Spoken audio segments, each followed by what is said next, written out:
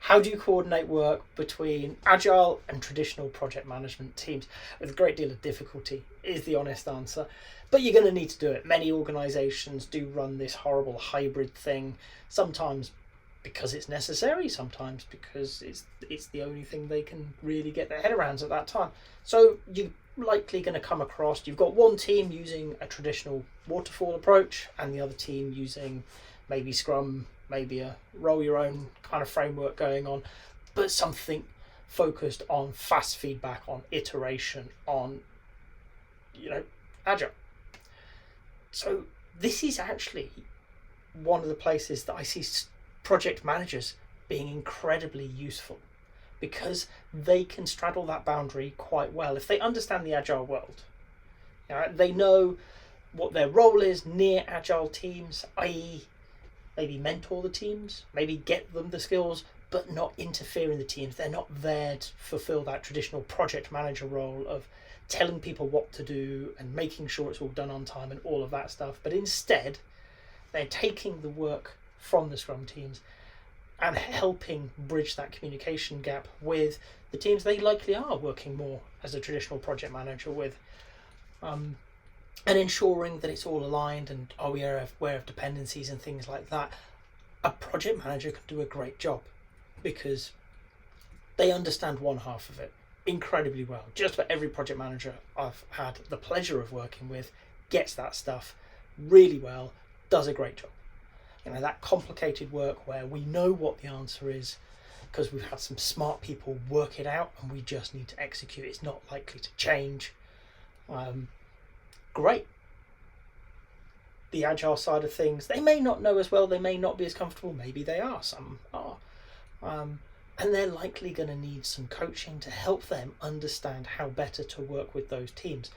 But to coordinate across the piece, actually a project manager's skills of communication, of negotiation, of focus become incredibly important. They can make sure that your Agile teams are aware of any slippages, any impediments, any dependencies that are going to trip them up, and ensure that communication is happening throughout the piece.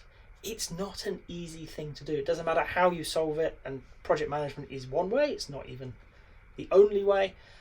However you solve it, it's going to be hard. Okay, you're going to have your traditional waterfall approach linking in on a regular basis. Are they working to plan? Is there anything slipping? Is there anything?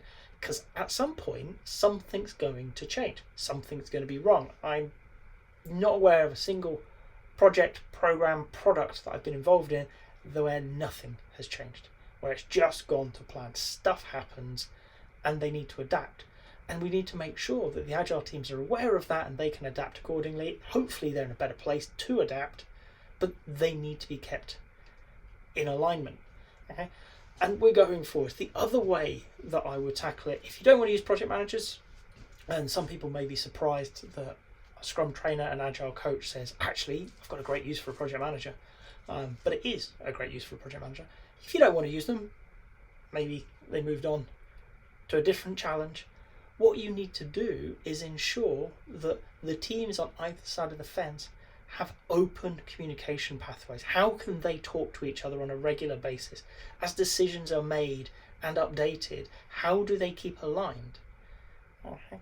This might end up with more overhead. You're going to spend more time doing this because you've got one group of people who are maybe in the analysis phase. They're trying to work out what the problem is that they need to solve, and they're trying to pull understanding together. And as they learn, and by its very nature it's discovery, their ideas, their thinking is going to shift. And how do we get that into the Agile teams? How do we get that so that they can respond to the latest thinking coming from the other teams? And it's going to go all the way through, and vice versa. The whole point of an Agile approach is responding to changing requirements, for changing conditions, and as we learn. So they're going to be building things, and in doing so, they're likely to uncover things that aren't as was assumed. Maybe it's the problem, maybe it's the solution. We don't know until we get going. And how do we get that information into the people who are taking a more traditional approach? Right? Where relevant, because it's not always going to be relevant, but where relevant, how do we keep this communication flowing backwards and forwards? And many companies will go, well, we definitely need a manager. And be careful. Just be careful with that one. Do you need a manager for the communication, or are they there to patch over the lack of communication? Because instead of a manager, you may well need somebody who helps these two groups of people get on, helps them understand that they're in it together, that they need to succeed, they need to work together. Right. This is more of a coaching role, and I don't care what the job title is of the person, but they need to be very conscious of the fact that you've got two very different styles of work with very different needs going off together, and they're trying to deliver one bigger thing. Okay? And success is going to invariably be, in any part of our environment, down to people. It is that individuals and interactions over processes and tools in the Agile Manifesto. It's remembering that actually it's not about me, maybe, as the manager, ensuring that they're having the right conversations. It's me providing the space and them having the understanding of why it's important for them to talk. So we're not gatekeeping those conversations. We're just providing an environment where they can communicate. And it's going to be hard. I'm not going to sugarcoat that.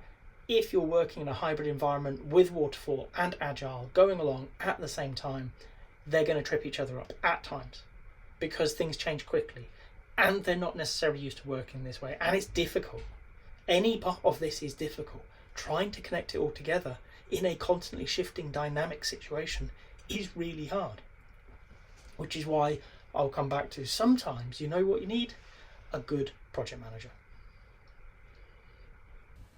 If you've got to this point in the video, I hope you've enjoyed it. If so, a like would be appreciated. If you want to hear more from me, more answers to questions that maybe you've got in the Agile world, please subscribe to the channel. And if you've got a question that you really want answered, drop it in the comments. I promise we'll get around to it. Thank you.